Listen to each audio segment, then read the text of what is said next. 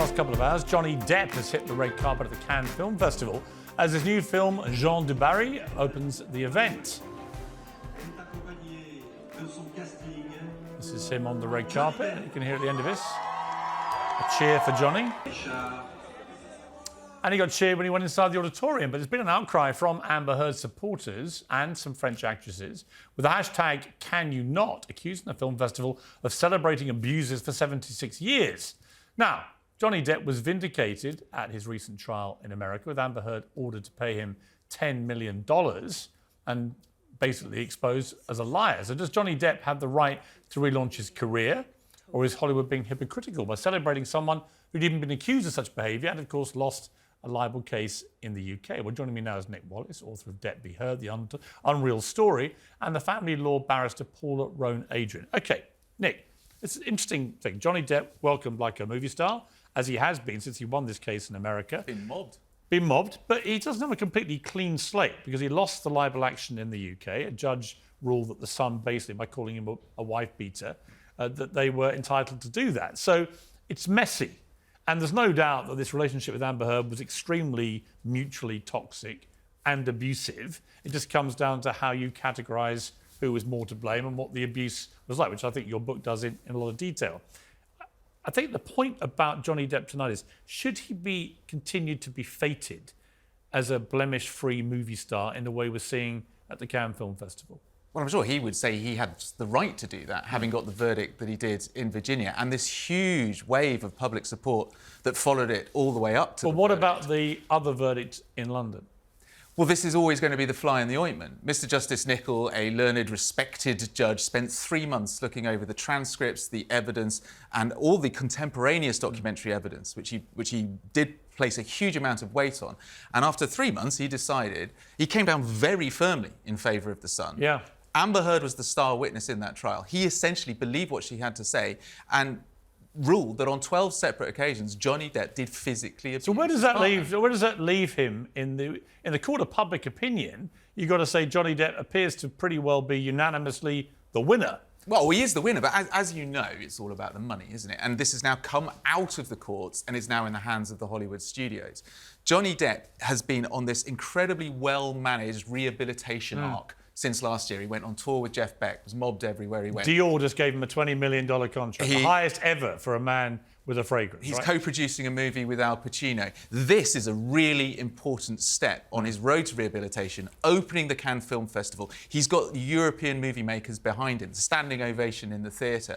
What he needs now is to get to Hollywood. He needs Disney to say, OK, you can have a lead part or a bit part in the next Pirates movie. Paula, should Hollywood or a firm like Disney do that with Johnny Depp? Does he deserve to be brought back? I mean, the hypocrisy of the Cannes Film Festival, it's an incredibly glamorous event. I've covered it many times myself, but they feted people like Roman Polanski, who's a fugitive child rapist, who escaped justice for what he did. So they've got a long history of tolerating this kind of thing. They do say, some of the festival organisers, they prefer to celebrate the art rather than the person, which is an easy get out, but some people do think that. Where do we stand with Johnny Depp, though? Celebrating the art and not the person. I would accept that if it was Amber Heard who was on the red carpet. I would accept that. Why would you? I would accept that we were celebrating the art and not the person if it was Amber Heard who hadn't lost her L'Oreal contract. I would accept that we were celebrating the art and not the person if Amber Heard wasn't hounded by 4.5 million people to sign a contract so that she didn't get to partake in the Aquaman 2 role. But we're not celebrating the art. We clearly are celebrating the person. And this is what concerns me, particularly when we know that 2 women a week die because of abuse from their partners. We are celebrating But an American court trial determined at the end of it that they didn't believe her, that she was a liar. It is clouded by what happened in London, no question. But the most recent test of the veracity of both of their claims about what went on that marriage was an unequivocal win for Johnny Depp. And he has taken that, as you would understand. It was a 2-1, wasn't it? It was a 2-1. Yeah, but he won. So, in terms of the finances, he came out better, of course, than Amber did. What Amber wanted was that unequivocal win, the same win that she was able to obtain. But she didn't get it. On behalf of the Sun, and she didn't get it. So why shouldn't he be allowed to continue with his career? I haven't said he shouldn't be allowed to continue with his career. What I'm concerned about is the fact that they're not being treated equally. And what we have is a society who seems to accept that it's OK for a man to be an abuser, but it's not OK for a woman. They have both sent out a joint statement to suggest that the relationship was volatile. They accepted that. This was when the marriage was settled. But then Amber Heard went out of her way to become a spokesperson for gender-based violence based on her relationship with Johnny Depp. And that is the point at which Johnny Depp said, well, hang on a minute. And why was she wrong to do that? Why was she wrong to identify that she believed that she was a victim of domestic abuse, as found in the British courts? Why was she wrong to have done that? Why are you keen? Because she didn't look like a perfect victim, Piers. Well, she was supposed to sit quietly. With respect, hang on. But she didn't. Hang on. Stop painting her as some kind of angel. Amber Heard was not an angel. Amber Heard, from everything I saw, did some terrible acts of abuse, both physical, verbal. We saw it, we heard it, we heard the evidence, we saw the pictures and so on. She's not an angel in this, right? The question is, I think, when you get a situation that's messy like this, what happens to the main people involved, right? And you might be right, there has been a double standard. Johnny Depp tonight, we've got the pictures now inside the auditorium at the Cannes Film Festival of this standing ovation he got. Listen to some of this. My Wen, one of the first strong pictures hand in hand.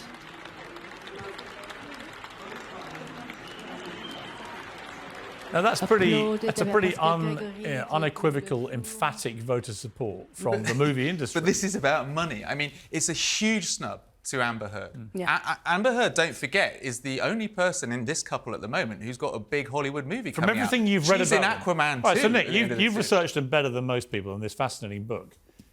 From everything you've gleaned here, where does the truth lie, do you think? Well, one thing that I have learned from studying this case and reporting on both of them on the ground is that no one has a monopoly on truth. Not a High Court judge, not Johnny Depp, not Amber Heard. Or on being a victim. Not Seven... Well, this is where you get right into the culture war, because there is an argument on, I would say, the feminist side that there can only be one abuser in a relationship. The concept of mutual abuse, which came up in the Virginia trial, is something that I don't know whether colleagues of yours would say does not exist, because it allows abusers to say, you're abusing me, you're the problem in this relationship, and it can turn things on its head. So we have a real issue where people say, of course you can have mutual abuse in a relationship. Amber Heard admitted to physically hitting Johnny Depp on a number of occasions. But does that make her an abuser, or does that make her someone responding with reactive my violence? takeaway, Paula, at the end of it was they had a highly toxic, alcohol and drug-fueled relationship, which spilled over into verbal and physical violence, right?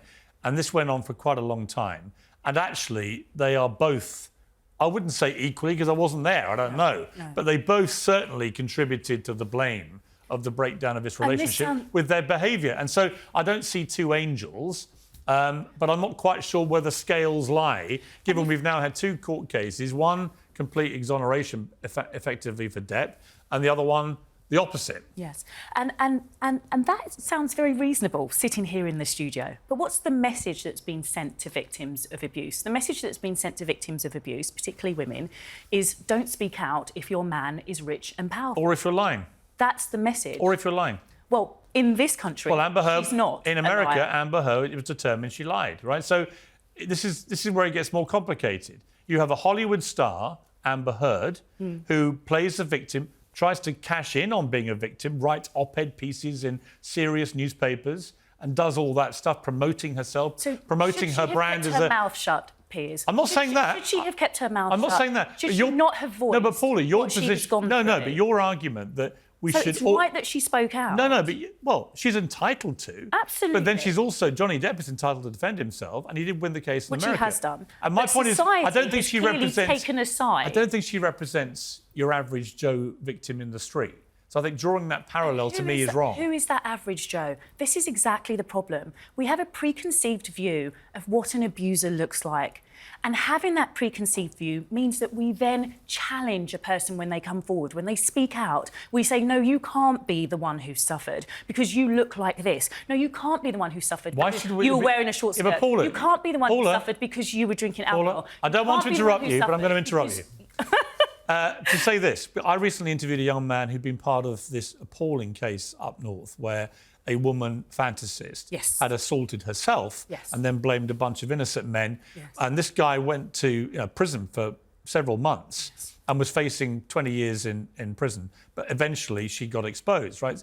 I don't believe in always believing people or categorising everyone who comes forward as a victim. And well, there's an automatic, you are clearly telling the truth. I believe in respecting people, in listening to them and examining the facts and see where that takes you, because otherwise you're going to get fantasists and people gaming the system. If that was correct, Piers, if our society was built on that fairness, then we wouldn't have had Rochdale, we wouldn't have had Rochester, we wouldn't have had the low stats that we know exist in terms of reporting. But when Amber Heard came out with what she said, she was believed. Johnny Depp's career went into a tailspin.